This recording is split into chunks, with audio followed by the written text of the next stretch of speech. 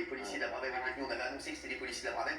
Et d'ailleurs, je dis, on reçoit 4 policiers de la Bravem. Et il y a le gars qui me dit tout de suite, non, non, il n'y a pas 4 de la Bravem, il n'y en a qu'un de la Bravem. Et d'ailleurs, je suis en contact avec lui, qui m'a même dit, lui, que c'était une erreur de l'équipe.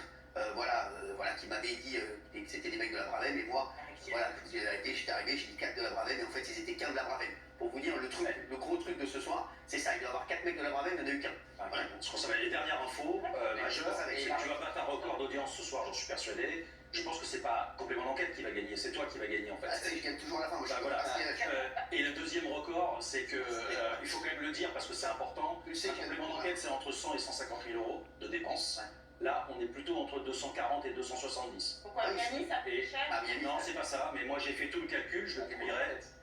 On va en parler demain de ça, t'inquiète pas, on fera tout le détail demain. On affiche pour demain. Je sais que vous adorez ça et demain on vous fera l'addition.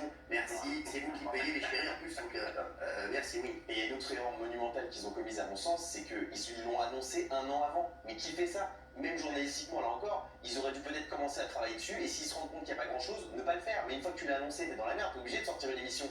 Et l'annonce même, moi j'ai jamais vu un autre complément d'enquête annoncé un an avant, et ça montre bien que c'était une entreprise de déstabilisation contre vous.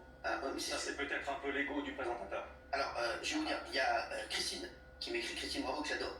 J'ai été viré de France 2 car je n'acceptais pas le billboard magouille du directeur des programmes avec son pote publicitaire. Pour avoir dit non, j'ai perdu mon émission. Tu peux me citer, rien à foutre, c'est des merdes. Elle sera dans mon enquête complémentaire. Et ça, c'est marre, ça. Parce que vous vous rendez compte ce qu'elle vient de dire là, Christine Bravo? Ça veut dire que, je vous explique l'histoire là, parce que là, déjà, rien qu'avec ça, les gars, c'est rideau. Voilà, merci, on arrête tout, merci, au revoir. Je vous explique l'histoire que vient de nous dire Christine. France 2, c'est magouille grave. Et c'est vrai qu'elle a raison. Et je peux vous dire que France Télé, c'est magouille à tous les étages. Vous allez voir notre enquête complémentaire, c'est catastrophique. C'est-à-dire qu'ils ont voulu nous attaquer avec un couteau suisse. Les gars, on va arriver à la sulfateuse. Je vais vous le dire, regardez, on a des témoignages tout le temps. Christine Bravo, si elle veut être dans l'enquête de complément, qu'est-ce qu'elle veut dire, la Christine Bravo? Vous vous rendez compte de l'histoire? C'est-à-dire qu'il y avait le directeur des programmes, elle est en train de dire. Christine Bravo, je mets ça bien sûr au conditionnel. Hein. Elle dit qu'en fait, elle a été virée parce que le directeur des programmes, apparemment, vous savez, il y a toujours des marques avant les émissions, genre TPLP avec un tel. Et donc, il prenait un petit billet sur le billboard, ce qu'on appelle le billboard, le truc qui annonce l'émission. Vous vous rendez compte ou pas de ça?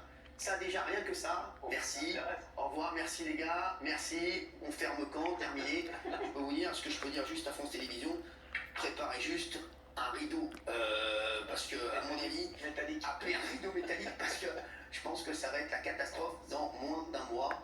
Voilà, merci en tout cas.